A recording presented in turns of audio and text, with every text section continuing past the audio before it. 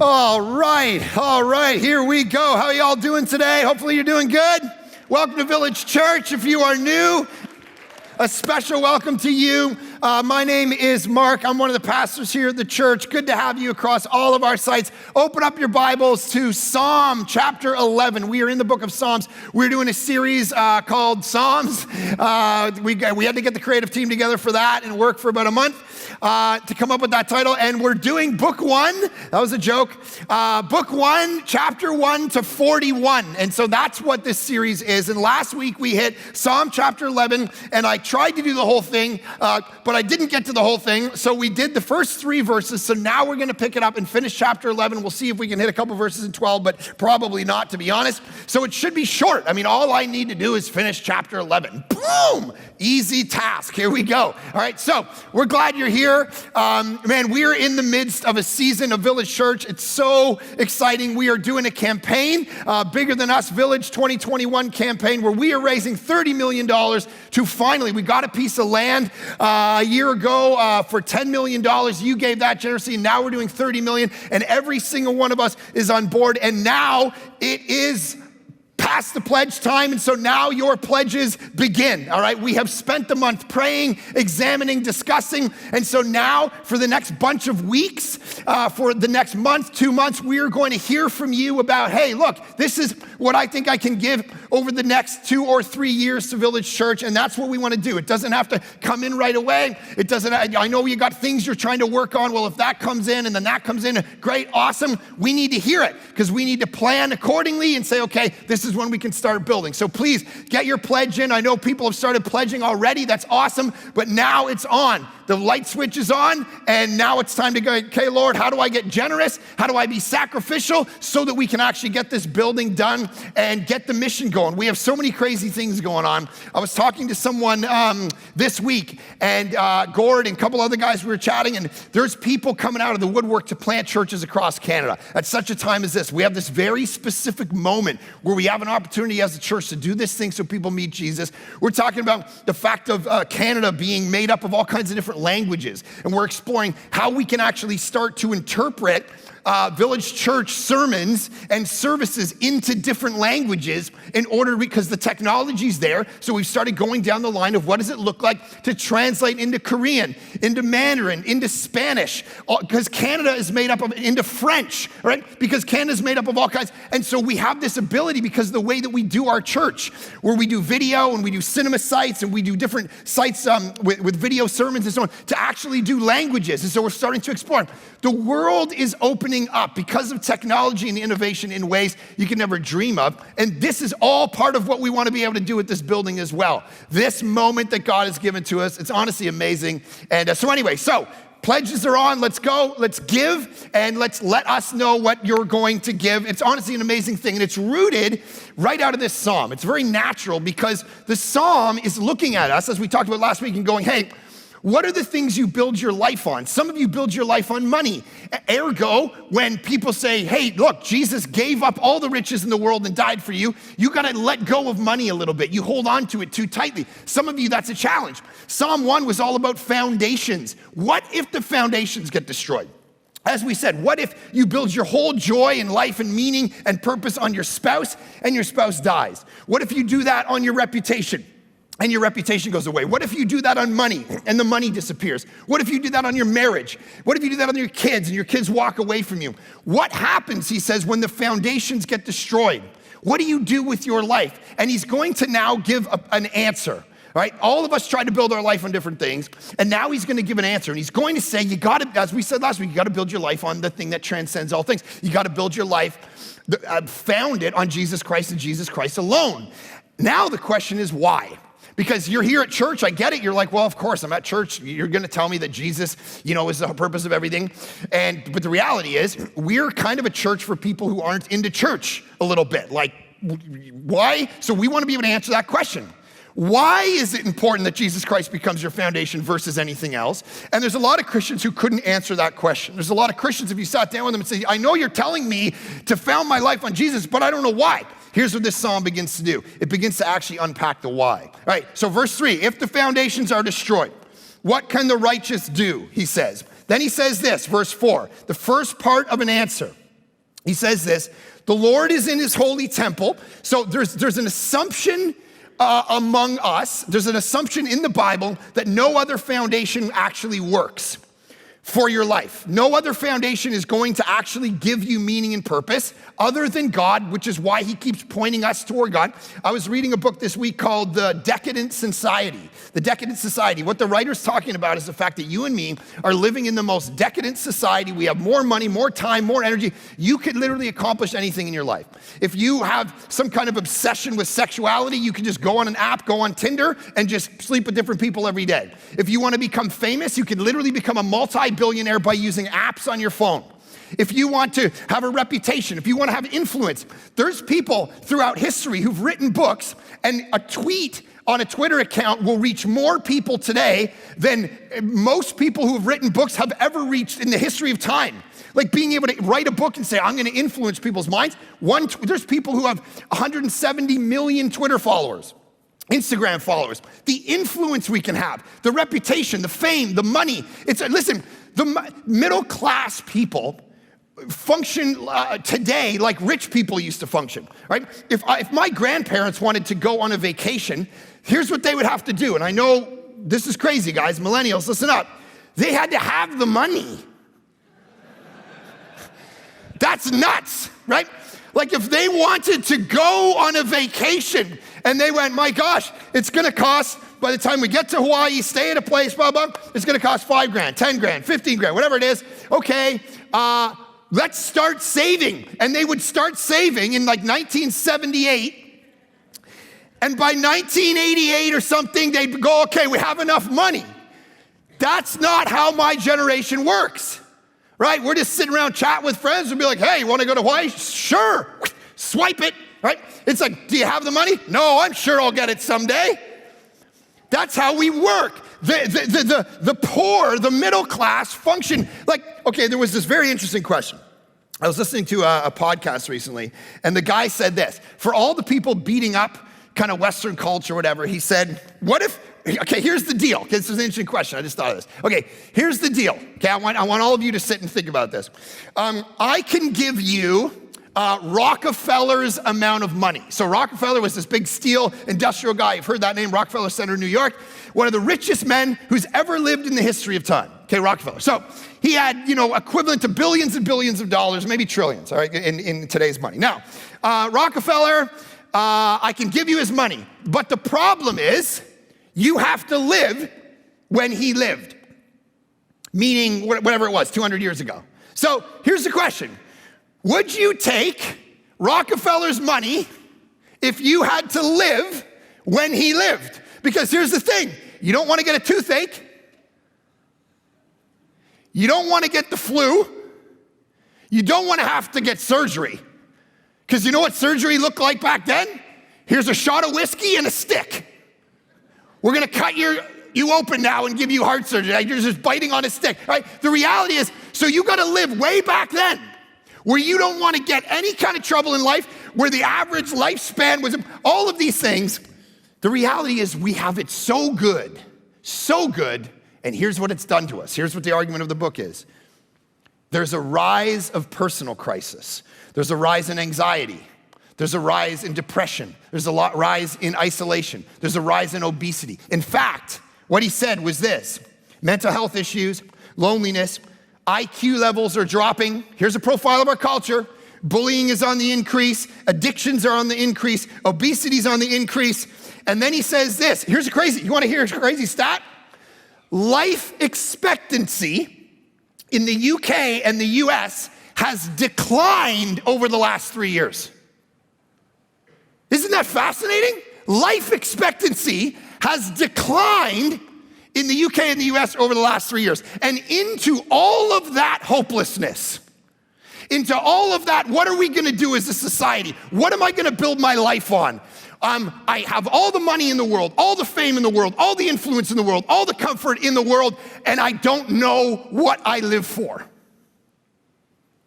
And into that confusion, into that chaos comes 11 verse 4.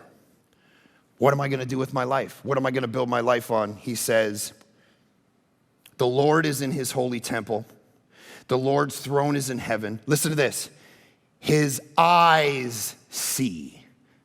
His eyelids test the children of men.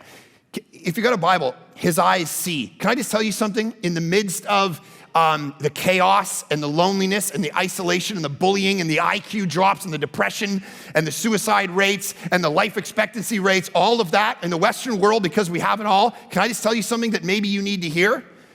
God sees you. That's simple, right? But some of you need to hear it. You are unique. He sees you. Because some of you feel like he sees. That's fascinating. He sees you. He made you in his image. No matter how you look, no matter how you feel about yourself, he sees you. He's got eyes that see you. And here's what's fascinating about him. You and I begin to think that he doesn't see us because the world, there's so much going on. So there's tsunamis over here, or there's coronavirus, or there's all of these things in life. There's just lots of people for God to worry about. And just like you do in a social setting where there's a lot of people in the room, ergo, these people must not see me, I must be lost in the mix, all of that.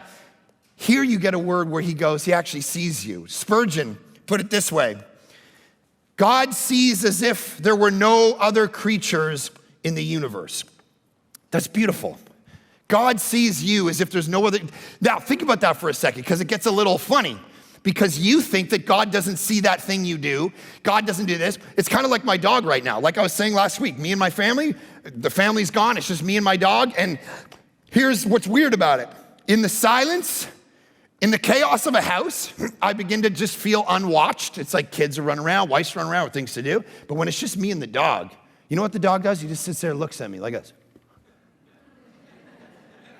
And then I go like this. I'm like, okay. I'm like reading and it's creeping me out, right?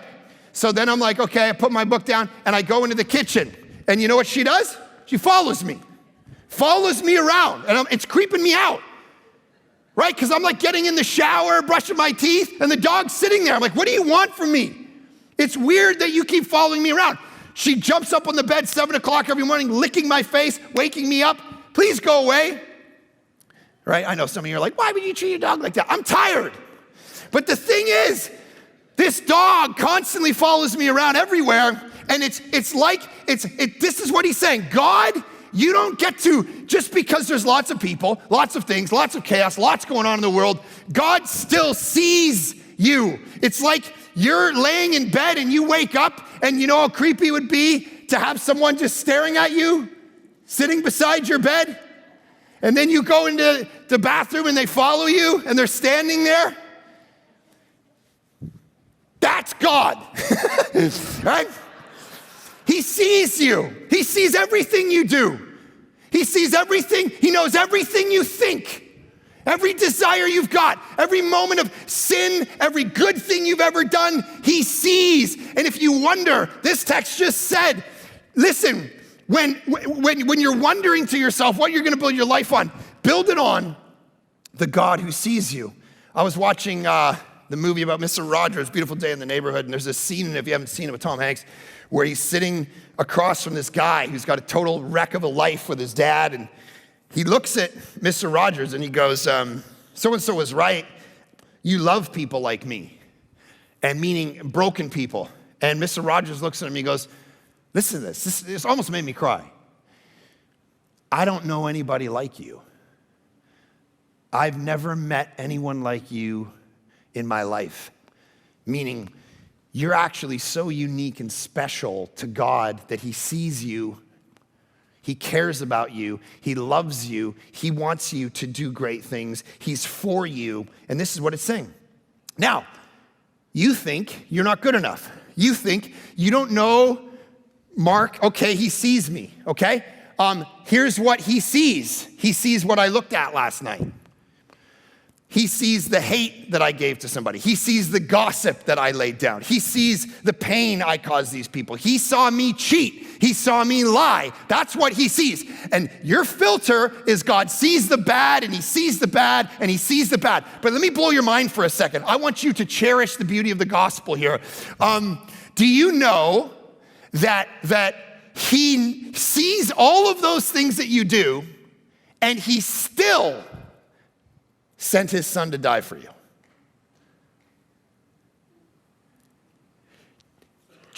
take that in for a second, because some of you are here and you don't believe in the grace. You don't believe that you're seen. And if you're seen, you're terrified of what is seen because it's bad. It's rotten, it's sinful, it's depraved, it's messed up, it's narcissistic.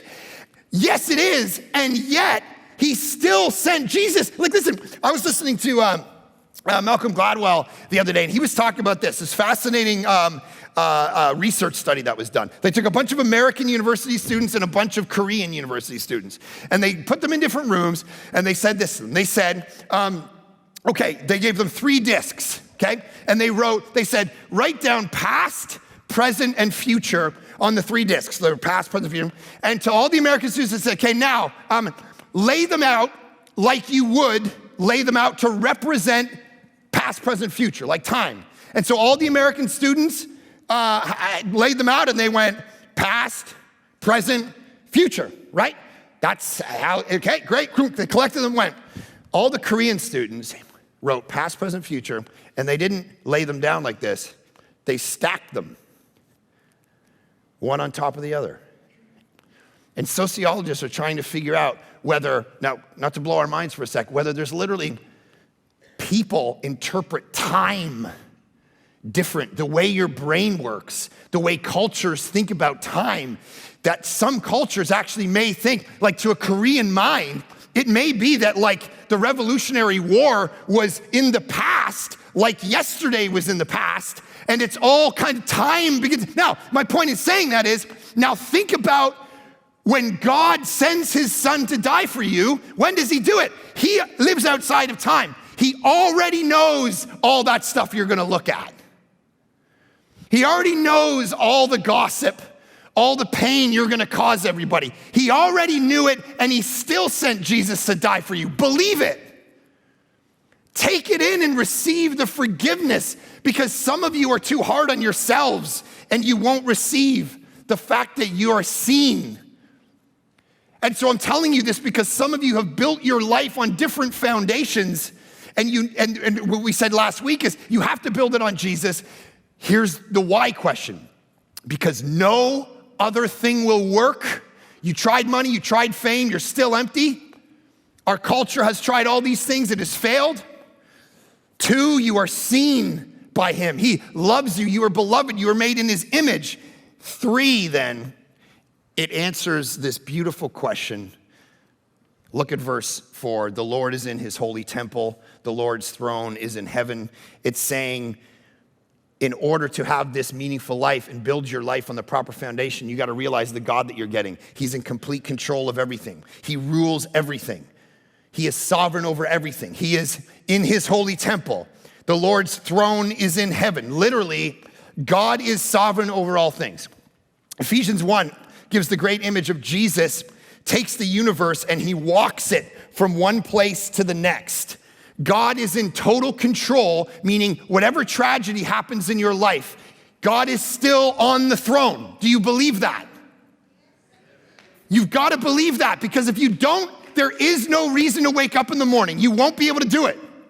He's in his holy temple. The Lord's throne is in heaven. What did they just come from? They just came from flee like a bird to your mountain. The wicked bend the bow. They have fitted the arrow to the string to shoot you in the dark. The foundations are destroyed. Life is chaotic. Life sucks. Things are falling apart. Here's what you need to do. Here's what your worldview should do. Drive you out into the mountains and give up on life. And he pivots and goes, no. The Lord is in his holy temple. The Lord's throne is in heaven. He's in complete sovereign control. Not a sparrow, Jesus says in the Sermon on the Mount, falls to the ground without the Father knowing about it. Not one thing happens in your life without the Father knowing about it. This is the reality. God is saying to us, I'm in control of all things. I am reigning. I am ruling. Let me tell you why this matters. Because I think, they say 70% of people go to the doctor, and the reason they go to those doctor visits is ultimately because of anxiety issues in our life. 70% of the Western world ends up at the doctor because of stuff connected to anxiety. I think you have anxiety in your life because you don't believe verse 4. Check it, right? He's in heaven. He's in control. which means who isn't? You. In the Protestant Reformation, Martin Luther was going up against the Catholic Church. It's the 1500s.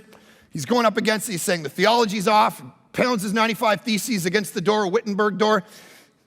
Revolution starts. We're a Protestant church. That's a protest, right? That's what the idea is. So Martin Luther says, hey, listen, there's this. We're going to come against him. And there's a movement that starts.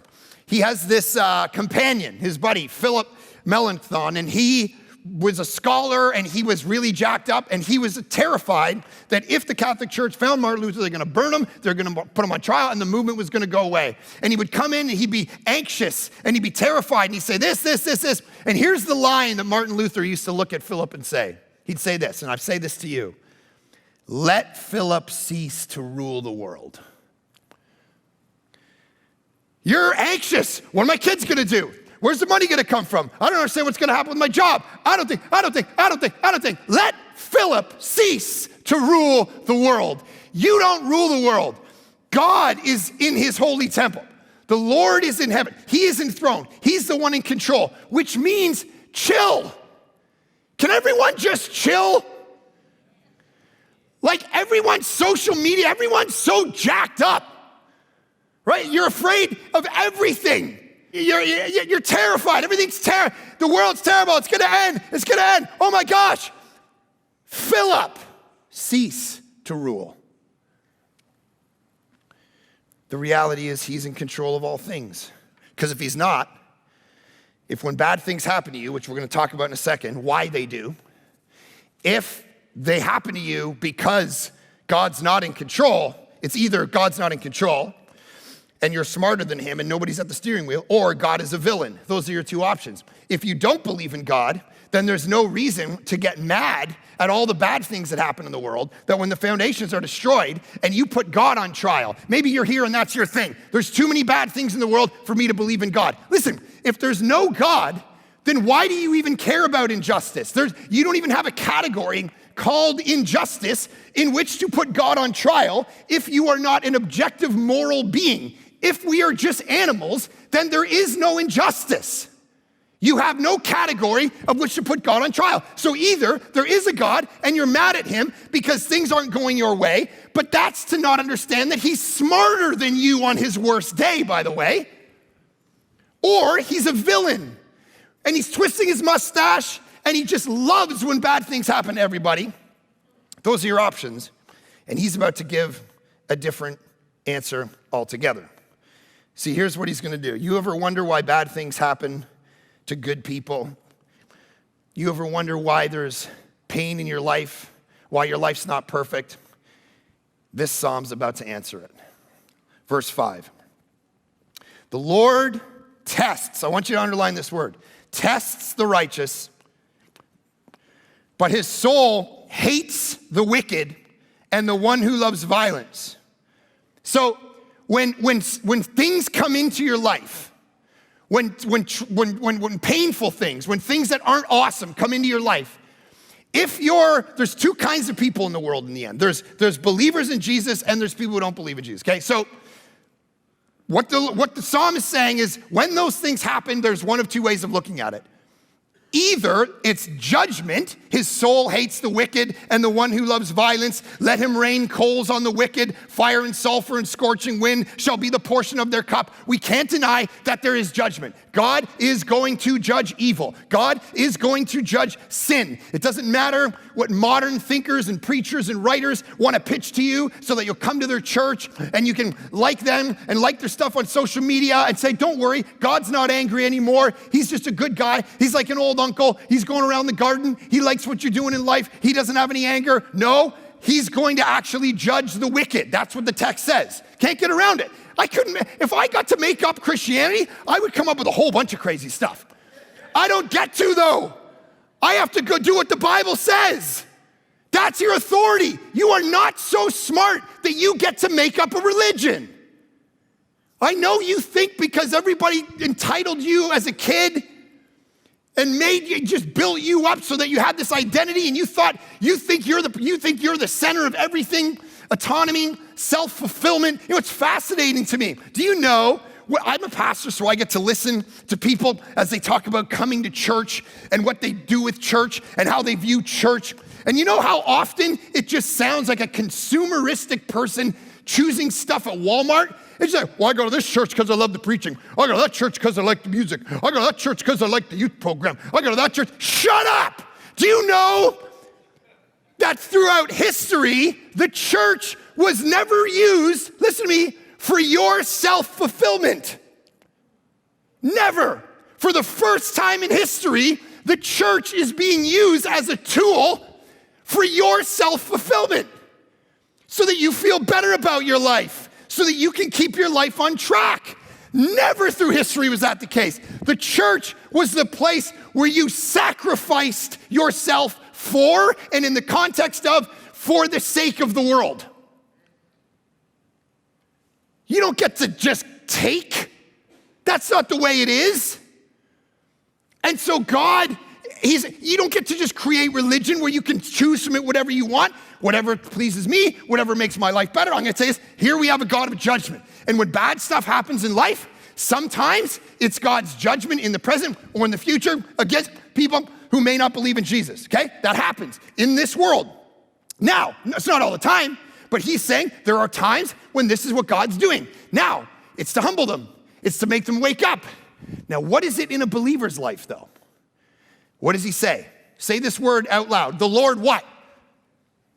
Oh my gosh, I quit. Come on. Ron was the only guy who talked. The Lord what? Tests across all of our sites. The Lord what? Tests. Okay, that's crazy. Because here's what he just said. If you are a believer, if you are, look what he says, the righteous, when bad stuff comes into your life, it's not because of your sin, it's to test you. It's an exam. And exams suck, right? Exams are hard. I did Greek so that I could teach you guys well. I studied Greek for 3 years. Greek. So when I get stressed, my Tourette's goes crazy, right? I come up with random habits, tics. My face goes nuts. I say weird things. I start kissing the air. So, do you know how bad it was to do Greek exams all through college? My family knew when the Greek exam was coming. I mean, what's for dinner? It's like, buddy, go sleep in another room. You got a Greek exam, don't you? My wife's calling the Greek teacher. Can you stop giving him exams? But all that testing did something, didn't it? I can read the New Testament in Greek. I can tell you when something is a pluperfect nominative singular, right? But I can do that. It made me better. See, tests in life are exams. Suffering and pain for the Christian is not judgment. It is examination. It is testing to see where your life is going to go. Remember, we talked about the cross is not only the means of salvation, it's the actual shape of our salvation. It's the shape of our lives. They're exams. Bad things come into our life not to kill us, because for a Christian, dying's not the worst thing in the world, right? Ask people who are in dreadful, dreadful marriages. I've had them look at me and say these words: there are worse things than dying. And for a Christian, that's absolutely true, right? If you're here and you're not a Christian, dying is the ultimate pain. It's the ultimate bad thing that could happen in your life. It's over. So you fight against it as an instinct. But for a Christian, Paul says in Philippians 1, to die is what? Gain. So dying, according to Christian theology, is not the worst thing that can happen to you. In fact, as we've talked about many times here, Jesus says, if you believe on the resurrection and the life, people who believe in that never die. Meaning, you might die, boom, and then a quadrillion, gagillisecond later, boom, you're alive. Like there's no actual even half a trillionth of a second where you're actually dead because your life just continues on. That's why those who believe me will never die. That's what he says. So there's worse things than dying, like not being shaped into the image of Jesus Christ. And sometimes that means testing. It just is what it is. There's pain and suffering in this room. There's pain and difficulty in all of our lives. The question is, what is it? I was on Instagram the other day, and that I was telling you about that little girl, beautiful little girl, Ava, who fell off the golf cart, and now she's trying to recover. She's at home, but just praying for that there's healing. And her parents are like total derailed for the last 4 months of their life. And I was following his Instagram account, and the next picture I saw, other than his daughter, sitting there in this handicapped wheelchair, was him and his wife sitting in a hospital room. And he's like, great. He was like, here's the latest. We went away for a holiday, me and her, to get 4 days, 5 days alone, away from the chaos of our life for the last 4 months, just to get some alone time because we haven't had any. And within 24 hours, she gets a virus. She's in the hospital. She's laid out for 5-6 days. They're doing tests on her. They don't know what's going on her. And he's sitting there Instagramming, and he says, and this guy's a pastor, and he's like, what is this? It seems like sometimes in life, it's just raining. And then when it stops raining, it just pours. And when it stops pouring, the clouds come over, and it just starts, and he says, it's like wrenches just start coming out of the sky. You can't escape it. My life just seems to go from one moment of pain and agony and suffering to the next, to the next, to the next. And I have a worldview question, Lord. What is it? What is it? And atheism is going to say, what? Think of your options here. Atheism is going to say, it's bad luck, bro. Religion is going to tell you, you better earn your favor in front of God so that one day maybe you can be saved from all of this. Karma is going to tell you this, you're paying for sins of a past life, and you better stop those bad things. So what is it for the Christian?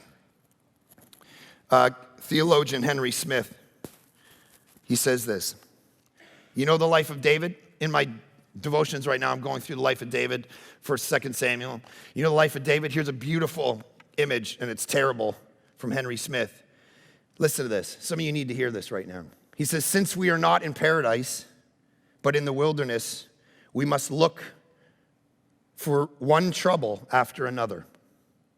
As a bear came to David after a lion, and a giant after a bear, and a king after a giant, and Philistines after a king, so when believers have fought poverty, they shall fight infamy. And when they have fought with infamy, they shall fight with sickness. They shall be like a laborer who is never out of work. This is the life of, we follow the one who suffered. The one who suffered. You guys have seen The Passion of the Christ movie, I assume. It's very interesting. So people think that the word passion means like that movie's about like Jesus, like excitement or his energy. Like he's a passionate Christ. That's not what it means. The word passion is from the Greek and Latin word to suffer. The passion. So back in the 1500s, the Germans would do passion plays. And what they were the plays from Gethsemane onto the cross. Literally the last night, the trials, the beating, the flogging, the death of Jesus. That's called the Passion of Christ. That's historically what that word means. So when you're watching that movie, The Passion of the Christ, you're not watching a movie about the passion of Jesus. Boy, he's so passionate, isn't he? That's not what it's about. It's about his suffering. That literally half of the Gospel of Mark is about the suffering of Jesus, the one who's going to suffer, the one who's going to have pain in his life, the one who's going to have agony and trouble. So this is what happens in our life. And so tests come in, and there's two kinds of tests for the Christian.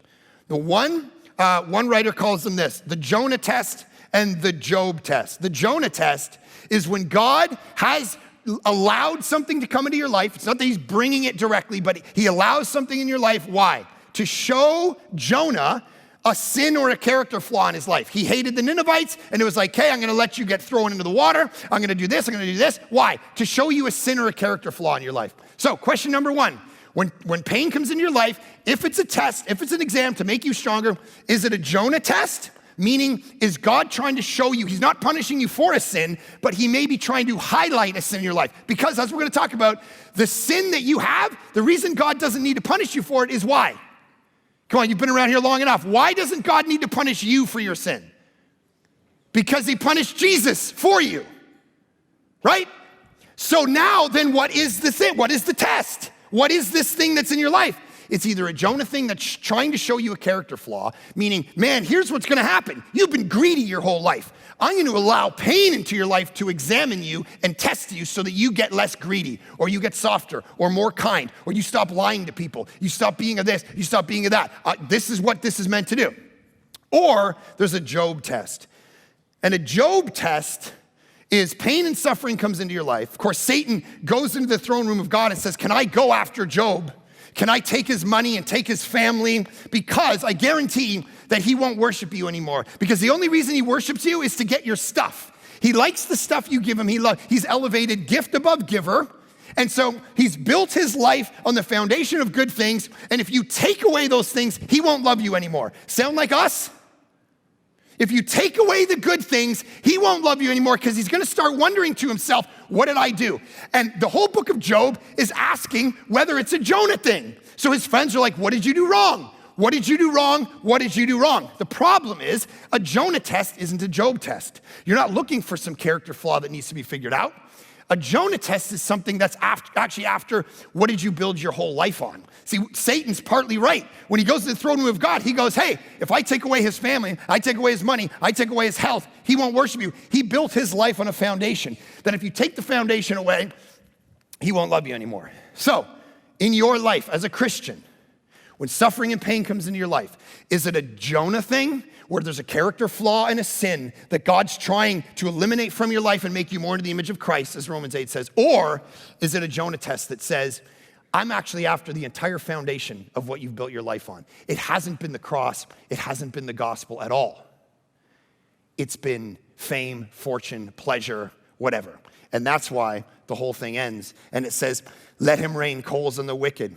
Fire and sulfur and a scorching wind shall be the portion of their cup. That people who don't believe in Jesus, people who haven't accepted the forgiveness of Christ, there is judgment coming for them. I'd like to get around this. I'd like to tell you that we should eliminate the fire and the sulfur. The problem is, this is literally how the Bible talks. And here's the question. People, in the last book of the Bible, the book of Revelation, I'll read you a text that actually picks up some of this language. It's very interesting. You know, some people, I remember growing up, I listened to Biggie Smalls. I don't know if you got any hip hop fans out there. What's up? Right? Hypnotize, yeah. So, lyrical thesis, we top billing, look on top. All right, so, but he had this crazy song where he talked about if hell is where all my buddies went, then that's where I want to go. Like hell's filled with all the partiers. Hell's filled with all the interesting people. Heaven's going to be boring. Now, some of you sitting here right now, you're exploring Christianity. We're super glad you're here. Some of you have this mentality in the back of your brain. If there's a hell, man, that's where I want to go because that's where the party scene is. So it's just going to be one big club. It's going to be eternal. It's going to be great. It's going to be the devil, and he rules down there. That's what's in our brains from medieval art, that the devil is sovereign over hell. He's running a party, and heaven's this cleaned up place where everyone's sitting around looking like they got their shirts tucked in. Hello, I'm just wondering about, hey, and it's just a bunch of type A losers with Blackberries. So, is that what it's gonna be? The problem is no. What you just heard was fire and sulfur, which are these metaphorical images of God's judgment, not necessarily literal fire, but it's psychological, emotional, spiritual. It may be literal, we don't know, but oftentimes these images are pointing not towards something being actually lighter, but being heavier. And here's an image from the book of Revelation that takes up some of these images, and it fights against, it comes back to what we were talking about earlier about who's in control. He says in chapter 14, verse 10, he, meaning someone who hasn't believed in Christ and followed Jesus with their life, will drink the wine of God's wrath, poured full strength into the cup of his anger, and he will be tormented with fire and sulfur. This is what it is. It's painful. It's real. So I don't want to pretend hell's not real. I know we don't talk about hell every sermon, but when this stuff comes up in the text, I just want to be real with you. This isn't a theology that gets to go away because it's 2020.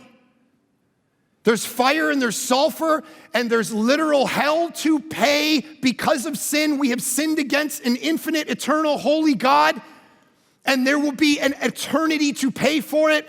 And then listen to this crazy thing, and I guarantee this is gonna mess with some of your theology, and that's why I bring it up, because that's what I like to do, right? Listen, some of you think that this is the way you describe hell. Hell is the place where God isn't present, where God's not there. It's the place in the universe kind of where God isn't there, he's not, and the devil's there, and sin is there. Here's a crazy verse to mess with you. He will be tormented with fire and sulfur, check this, in the presence of the holy angels and in the presence of the Lamb. What? Jesus reigns even over hell. Jesus, the slain lamb, is sovereign even over the fact of God's judgment. And so listen, here's what this psalm's trying to tell us. There's two types of people in the world. There's two types of people, and the fate of everyone who's ever lived is one of these two types of people. One type, I understand that Jesus Christ has done what he's done. I don't want any part of it. I don't want to surrender my life to him. I just want to be myself. And here's the judgment in the end. His soul hates the wicked, the one who loves violence. Let him rain coals on the wicked, fire and sulfur and a scorching wind shall be the portion of their cup. The cup of God's wrath will actually hit you. And then there's a second group of people. You know, when Jesus is sitting in the garden in Gethsemane, he prays to God and he says, can someone else take this cup? But then he goes to the cross and he drinks it. What is the cup? It's the cup of God's wrath. See, there's two types of people. People who let Jesus drink the cup for them and take the suffering for them, and people who don't. People who reject it, and the wave hits them instead of Jesus for them. I come from a family. I come from a background and upbringing where nobody wanted Jesus to drink the cup for them. They thought they could drink it for themselves. And so my dad, to my knowledge, he passed away when I was 15, never knew Jesus. Hell is not some hypothetical doctrine, is what I'm trying to tell you. It's my family. The judgment of God is not something that I love to talk about because it's personal for me. It's people I love. And the reality is, you can sit here and think you're philosophically smarter than the Bible and drink your latte and read one or two books on philosophy and think you're so great and you're so powerful that you're going to outwit God, or you're going to be able to have a good excuse when you get to the judgment seat of God. As C.S. Lewis says, though, guys, listen, you're not going to be able to wiggle out of this by citing some books or talking about how your neighbor didn't love you. In the end, this is you and him. And he's either going to look at you through your own life and the great things that you did and the failures that you did and judge you, and the wrath of God is going to hit you, or it's going to hit Jesus in your place. Those are the only two options. And so, Father, my prayer is that we are humble enough people, anybody listening to my voice right now, would humble their soul and their heart and their mind and actually receive the forgiveness of Jesus. Thank you, Jesus, that you drank this cup. Thank you that you had a passion, a suffering for us. And Jesus, I pray now that whatever pain and suffering is in our lives, the people who are listening to this, the people at Village Church, the pain, the suffering, the difficulty, that we would be able to understand that while you might not have brought it directly into our life, you have a purpose for it.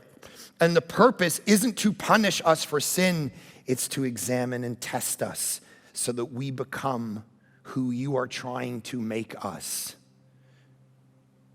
You are trying to stamp the signature of Jesus on our life. Let us have the courage. Let us have the humility to receive it so that other people see Jesus in us and then receive him. Do that work among us, Lord, as we seek you, as we desire you above all things. Thank you that the gospel is true and that religion is not. Thank you that we know we can't earn it, but you earned it for us, Jesus. Let us rest and worship in light of that accomplishment. In Jesus' great name we pray. Amen.